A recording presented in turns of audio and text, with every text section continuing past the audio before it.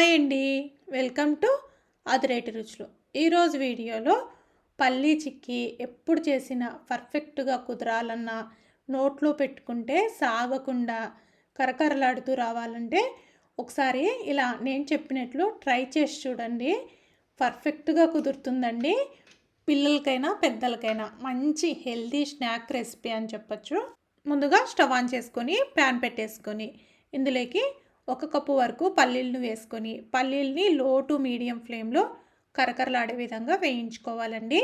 పల్లీలను వేయించుకునేటప్పుడు మరీ ఎక్కువగా వేయించుకోకుండా మాడిపోకుండా జాగ్రత్తగా వేయించుకోవాలండి. ఇలా కరకరలాడే విధంగా వేయించుకున్న తర్వాత స్టవ్ ఆఫ్ చేసుకుని వీటిని ఒక ప్లేట్లోకి వేసుకొని చల్లార్చుకుందాం.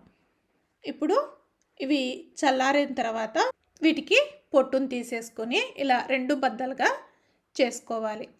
ఇలా చేసుకొని పక్కకు ఉంచేసుకుందాము. ఇప్పుడు స్టవ్ ఆన్ చేసుకొని ప్యాన్ పెట్టేసుకొని ఇందులోకి మనం తీసుకున్న 1 కప్పు పల్లీలకి 3/4 కప్పు వరకు బెల్లం తురుము వేస్తున్నాను. అలాగే ఇందులోకి 2 టీ స్పూన్ల వరకు వాటర్ వేస్తున్నాను. చూడండి, బెల్లం అనేది కరిగిపోయింది కదా. ఇప్పుడు బెల్లం పాకం వచ్చే లోపల మరొక పక్క ప్లేట్కి కొద్దిగా నెయ్యిని కానీ లేదంటే ఆయిల్ని కానీ ఇలా అంచుల వెంబడి మొత్తము అప్లై చేసుకోవాలి. ఇలా అప్లై చేసుకోవడం వల్ల చిక్కీ అనేది ప్లేట్కి అంటుకోకుండా ఈజీగా ఊడొచ్చేస్తుందండి. అలాగే మనము ఒక చిన్న బౌల్కి కానీ లేదంటే గ్లాస్కి కానీ ఇలా వెనకల వైపుకి తిప్పి ఇలా నేతిని రాసుకోవాలి. ఇలా రాసుకొని పల్లీ చిక్కీని ప్రెస్ చేసినప్పుడు బౌల్కి అంటుకోకుండా వస్తుంది. ఇప్పుడు చూడండి, మరొక పక్క మనం పాకం రెడీ చేస్తున్నాం కదా. చూడండి, ఇలా కొద్దిసేపటికి బెల్లం కరిగి ఇలా బబుల్స్ లాగా రావడం స్టార్ట్ అవుతుంది. మనము పాకం రెడీ చేసుకునేటప్పుడు లో ఫ్లేమ్లోనే చేసుకోవాలండి. హై ఫ్లేమ్లో పెడితే తొందరగా పాకం వచ్చేసి మాడిపోతూ ఉంటుంది.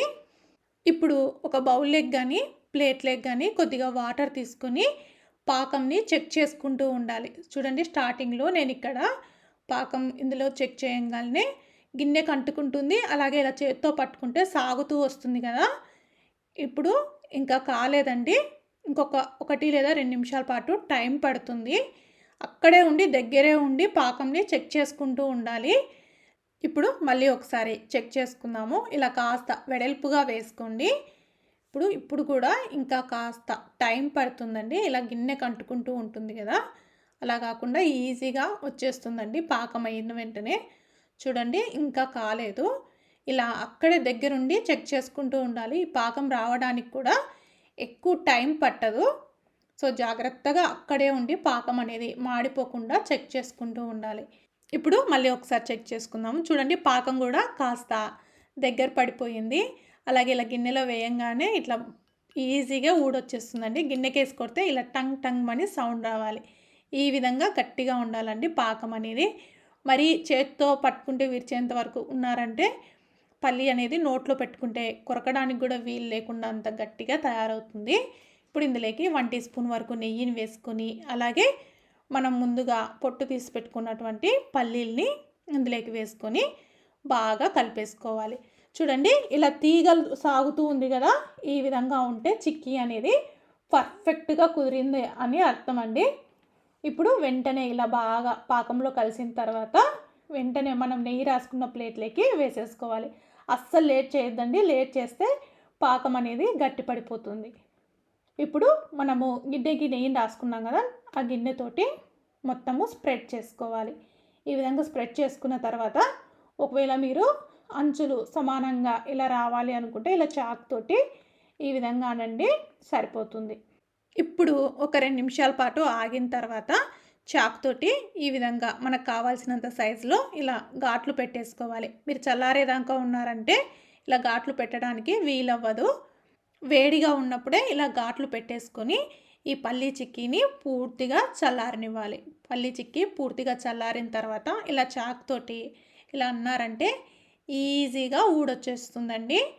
ఒకవేళ మీరు వేడిగా ఉన్నప్పుడే తీసారంటే సరిగా రాదు. చూడండి, పల్లీ చిక్కీ అనేది ఎంత బాగా వచ్చిందో. ఇప్పుడు వీటిని ఇలా మొత్తము మనం ఘాట్లు పెట్టేసుకున్నాం కదా, అక్కడ ఇలా విచ్చేసుకుంటే ఈజీగా వచ్చేస్తుంది. చూడండి, సౌండ్ కూడా ఎంత బాగా వస్తుందో. ఇలా చేశారంటే నోట్లో పెట్టుకున్న సాగదు, అలాగే పంటికి అంటుకోకుండా క్రిస్పీగా వస్తుందండి.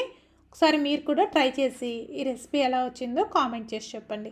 మీకు కనుక నా వీడియోస్ నచ్చినట్లయితే లైక్ చేయండి, షేర్ చేయండి, అలాగే కామెంట్ చేయండి. మరిన్ని రెసిపీస్ కోసం అదిరేటి రుచులు ఛానల్ని సబ్స్క్రైబ్ చేసుకోండి. Thank you everyone.